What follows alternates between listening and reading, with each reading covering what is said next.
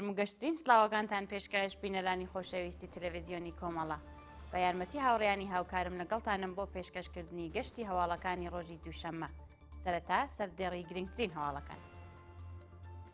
بەڕێوەچوونی ڕێوەڕەسمی 26 ڕێبەندان ڕۆژی کۆمەڵە لە مەقەڕی ناوەندی کۆمەڵە لە زڕگوێز، بەڕێوەچوونی ڕێوەڕەسمی ڕێزگرتن لە 57مین ساڵیادی ڕۆژی کۆمەڵە لە کۆڵنی ئاڵمان، کۆبوونەوەی خانشینکراوانی تامین نیشتیماعی لە کوردستان و ئێران، ناڕەزایەتی نانەوایانی پارێزگای خوزستان و بەیاننامەی هاوبەشی خوێندکارانی زانکۆکانی ئێران و کوردستان دژ بە سەرکوتی.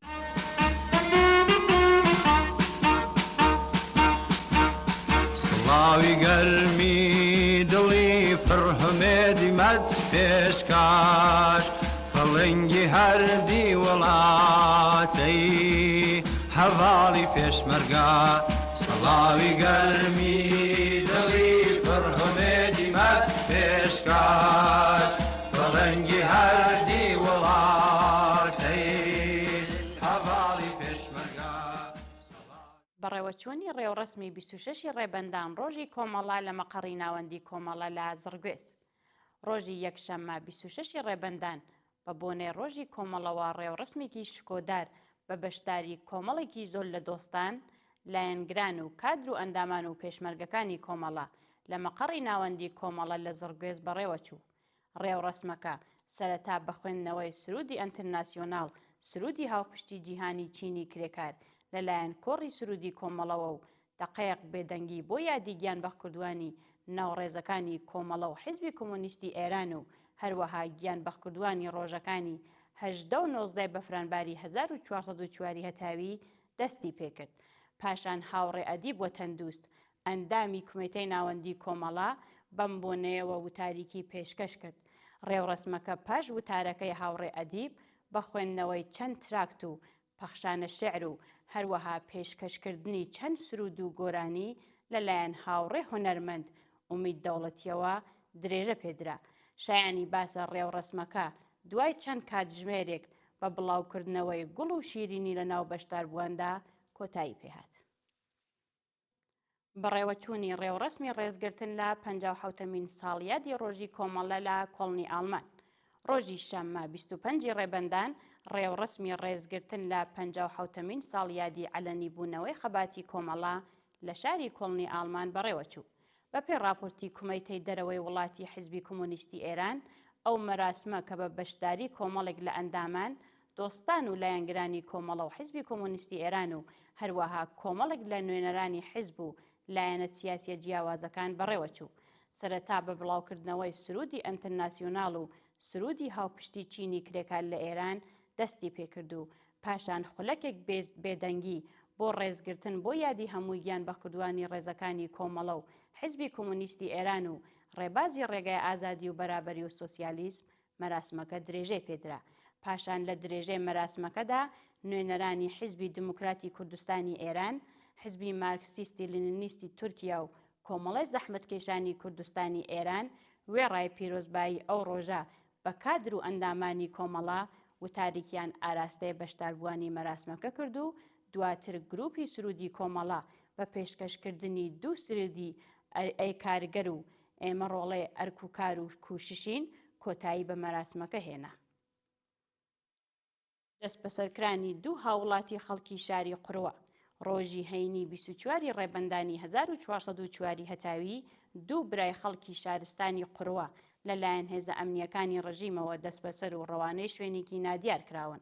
بەپێی راپۆرتی گەیشتوو، ئەو دوو شارومەندە بەناوەکانی مەجید و عەلی باقری بە هێرشی هێزەکانی ئیدارەی ئیتلاعات بۆ سەرماڵەکانیان بەبێ بەڵگەی قەزایی و بۆ پەڕی توندوتیژیەوە دەست بەسەر و هێشتا چارەنووسیان دیار نییە. جێگای ئاماژەیە کە سەرەڕای بەدواداچوونی بنەماڵەکانیان لەسەر دۆخی تەندروستی و شوێنی ڕاگرتنیان تا کاتی داڕشتنی ئەم هەواڵە زانیاریەک لە بەردەستانیە و لە مافی پەیوەندی گرتن لەگەڵ بنەماڵەکانیان پێبەشکراون. کۆبوونەوەی خانشینکراوانی تەمین نیشتیماعی لە کوردستان و ئێران، ڕۆژی یەکشەممە 26 ڕێبەندانی 1404 هەتاوی خانشینکراوانی تەمین نیشتیماعی لە شارەکانی کرماشان، ئەهواز، شوش، کەرخە و چەندین شاری دیکە دژ بە خراپی دۆخی ژیان و معیشەتیان کۆبوونەوە.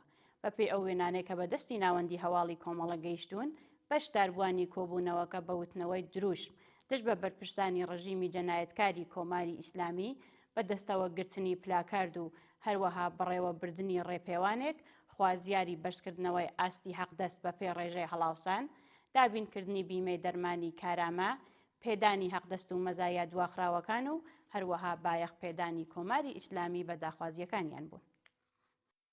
ناڕەزایەتی نانەوایانی پارێزگای خوزستان.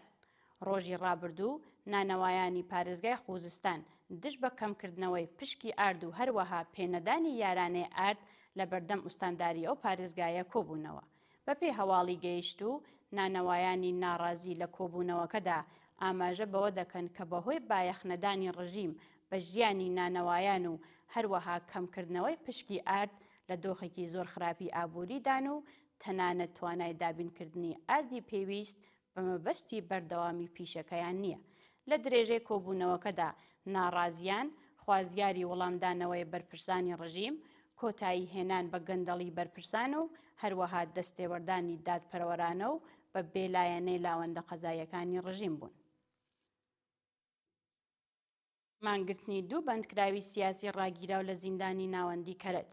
بەپێی راپۆرتەکان مەسعود فەهریختە و زەرتۆشت ئەحمەدی ڕاغێب دوو بەندکراوی سیاسی ڕاگیراو لە زیندانەکانی ناوەندی کەرەج دژ بە سەرکوتی خەڵکی ناڕازی لە ئێران مانیان لە خواردن گرتووە. سەرچاوەکانی هەواڵ ئاماژە بەوە دەکەن کە ئەو دوو بەندکراوە سیاسیە لە ڕۆژی پێنجشەمبە 23 ڕێبەندانەوە دەستیان داوەتە مانگرتن و هێشتا کاتێکیان بە مەبەستی کۆتایی هێنان بە مانگرتنەکەیان دیاری نەکردووە.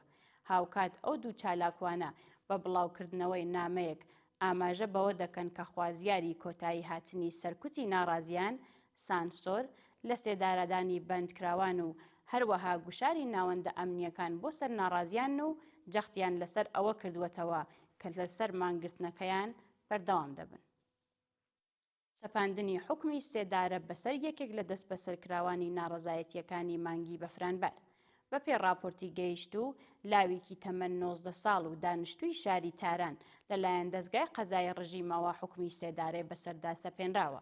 سەرچاوەکانی هەواڵ ئاماژە بەوە دەکەن کە ئەو هاوڵاتیە بە ناوی محەممەد ئەمین بیگلەری ڕێکەوتی هەژدەی بەفرانباری ئەمساڵ بەهۆی بەشداری لە ڕەوتی ناڕەزایەتیەکانی مانگی ڕابردوو دژ بە ڕژیمی جەنایەتکاری کۆماری ئیسلامی لەلایەن هێزە سەرکوتگەرەکانی ڕژیمەوە دەست بەسەر و پاشان لەلایەن لەقی 15 دادگای انقلابی تارانەوە ئەو حکومەی بەسەردا سەپێنراوە. جێگای ئاماژەیە کە بەدەیان دەست بەسەرکراوی دیکەی خۆپیشاندانەکانی مانگی ڕابردوو بە تۆمەتی ناڕەوا مەترسی لە سێدارەدان و سەپاندنی حکمی سێدارەیان لەسەرە. بەیاننامەی هاوبەشی خوێندکارانی زانکۆکانی ئێران و کوردستان دژ بە سەرکوتی ناڕازیان.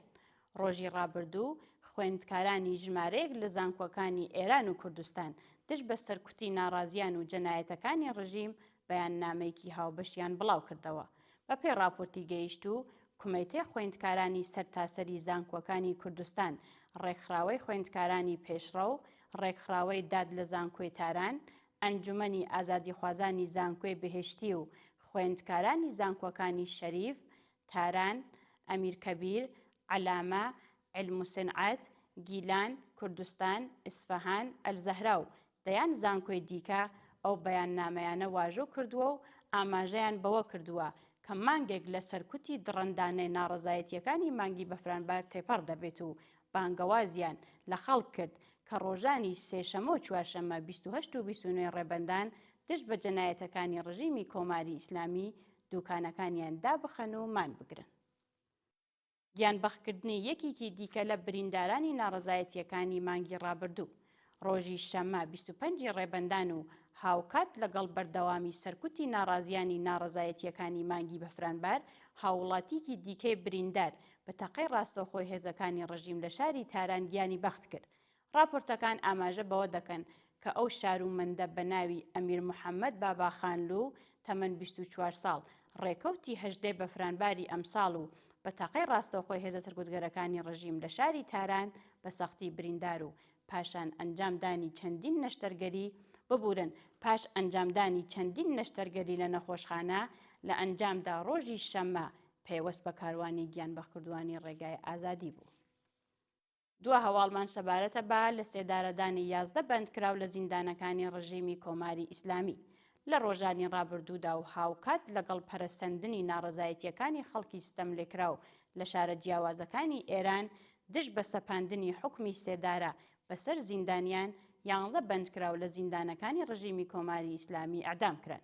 بەپێی راپۆرتی ڕێکخراوەکانی مافی مرۆڤ ئەو 11 بەندکراوە کە تا کاتی داڕشتنی ئەم هەواڵە ناسنامەی 10 کەسیان بەناوەکانی سیروس عەلیزادە، ئەمیرخان محەممەدی، سۆهراب دارایی، عیسمەت نەجەفی، ساسان پازۆکی، عەلی ئەشرەف ڕەحمەتی، عەلی نووری، فرود خەلیلی، حەسەن دۆستی و مستەفا چشمی ئاشکرا کراوە بە تۆمەتی کوشتنی بانقەست و پەیوەندیدار بە مادە هۆشبەرەکان لە زیندانەکانی نەوشەر، بەندەر عەباس، ئەردەبیل، قۆم، عێراق، سمنان، بروجرد، ناین، تەورێز و قەزوین ئیعدام کراون.